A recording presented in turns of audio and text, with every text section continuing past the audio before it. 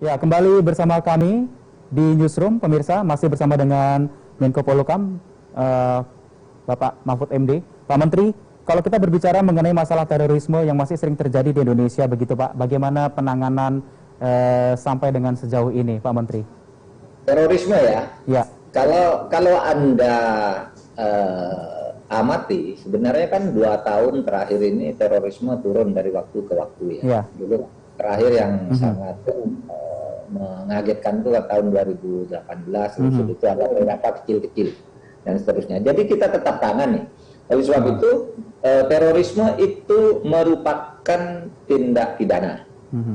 Sebab itu di situ yang melakukan adalah Polri. Tindak pidana itu urusan polisi. Polisi itu punya Densus anti teror 88. Ya.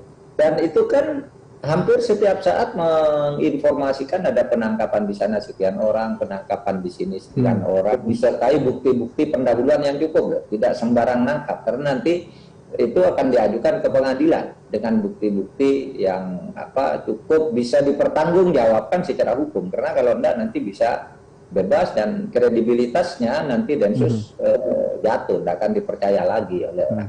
Tapi kita ngelihat ya, misalnya yang di Poso itu si Ali Kelora udah habis. Betul. Ya kita habisi, kemudian ada di Jawa Tengah ditangkap sekian orang, di Lampung sekian orang, di Bekasi sekian orang gitu. Nah itu artinya apa? Artinya kita cukup berhasil lah meminimalisir tindakan-tindakan teror itu. Ya harapannya sih mudah-mudahan kita terus semakin menjadi baik. Persoalan kita itu kan bagaimana melakukan deradikalisasi dan mengembalikan mereka yang sudah terlanjur terkena virus teror itu kan agak susah ya. Kalau kita bina dia bagus agar kembali ke Republik, tapi ketika kembali ke masyarakat kadangkala itu kan masyarakat sulit menerima teroris itu, lalu dia kumat lagi gitu.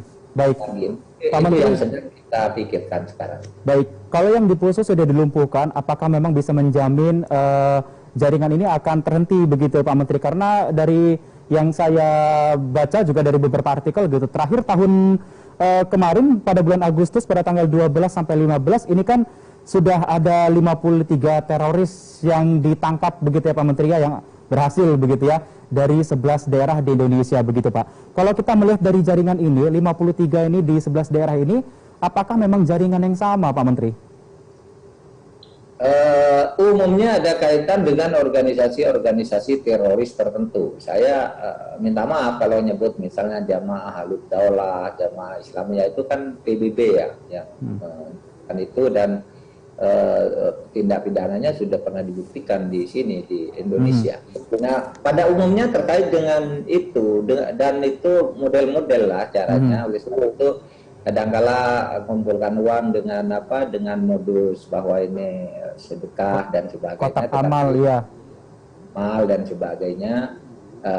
Itu macam-macam. Jadi jaringan seperti itu ya tidak ada yang bisa menjamin bahwa itu bisa selesai. Kalau ada yang bisa menjamin selesai kan tidak perlu undang-undang. Itu kebijakan ad hoc gitu. Karena ini merupakan penyakit ideologi yang akan selalu tumbuh, berkembang, tidak pernah mati. Maka kita imbangi dengan undang-undang itu agar hak asasi manusia terlindungi.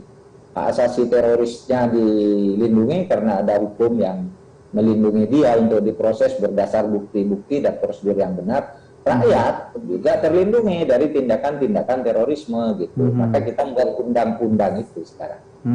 Baik, Pak Menteri, kalau terkait tadi sudah dikatakan mengenai kotak amal begitu Pak Menteri, sudah ditemukan beberapa daerah banyak tuh Pak, beribu-beribu kotak amal. Itu cara memonitoringnya seperti apa sih Pak?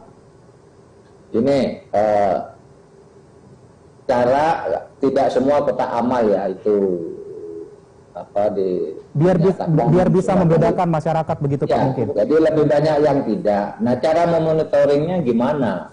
Cara memonitoringnya itu kan kita punya intel, punya satuan anti teror itu kan tinggal itu dikirimkan ke siapa, yang mengumpulkan siapa, yang menitipkan misalnya ke warung Padang itu siapa, sesudah uangnya banyak dibawa oleh siapa, lalu dipertanggungjawabkan kepada siapa. Lalu dilacak, kita punya PPATK ya. yang bisa melacak uang tuh dikirim ke siapa, dari mana, ada uang masuk dari mana, dikirim ke siapa, itu semua lalu dianalisis oleh satuan anti teror ini gitu. Nah di situ sesudah bukan hanya dikirim ke siapa, lalu di track juga latar belakangnya orang siapa, gerakannya siapa, jaringannya siapa. Sesudah betul ada buktinya yang cukup, baru dinyatakan terduga anti teror gitu. Baik, sebelum itu hati-hati juga ya Mas. Iya. Kan hati-hati juga loh kalau ada orang minta sumbangan dan sebagainya. Betul, Pak. Kalau saya kan orang nggak kenal, meskipun itu masjid, meskipun apa, lebih baik kita salurkan ke tempat yang tepat ya Pak ya. Iya, nanti dibilang, oh ini dapat sumbangan dari Pak Mahfud katanya, rekening nomor sekian, tanggal sekian, celaka kan. Ya. Sebelum saya akhiri Pak Menteri, bagaimana cara pemerintah menangkal radikalisme di Indonesia, terutama kita ini kan sekarang banyak kaum milenial ya Pak ya, dan informasinya adalah memang kaum milenial ini menjadi sasaran, begitu, sasaran doktrin ataupun perekrutan mereka. Bagaimana Pak Menteri? Bagi yang sudah radikal, itu dilakukan deradikalisasi, ada programnya deradikalisasi. Nah, bagi yang terpengaruh, yang belum radikal tapi sudah teracuni, terpengaruh lah gitu ya, terpapar istilahnya, seperti anak sekolah itu sudah mendengar ini, itu termasuk deradikalisasinya masuk melalui pendidikan. Tapi kalau radikalisme itu sudah dilakukan dalam bentuk jihadis gitu ya, jihad itu, jadi teror itu ada 3 sih sebenarnya. Radikal itu 1, takfiri itu intoleran, yang kedua jihadis, itu membunuh. Kalau intoleran itu cuma tidak suka aja, tidak mau dengan orang lain yang berbeda, itu takfiri namanya. Tapi ada jihadis, kalau tidak suka bunuh gitu, itulah yang melahirkan teroris. Lalu yang ketiga ada ideologis, yang mempengaruhi melalui wacana-wacana, masuk ke sekolah, ke pondok pesantrennya, itu semua ada treatmentnya sendiri ya. Sebab itu ada tim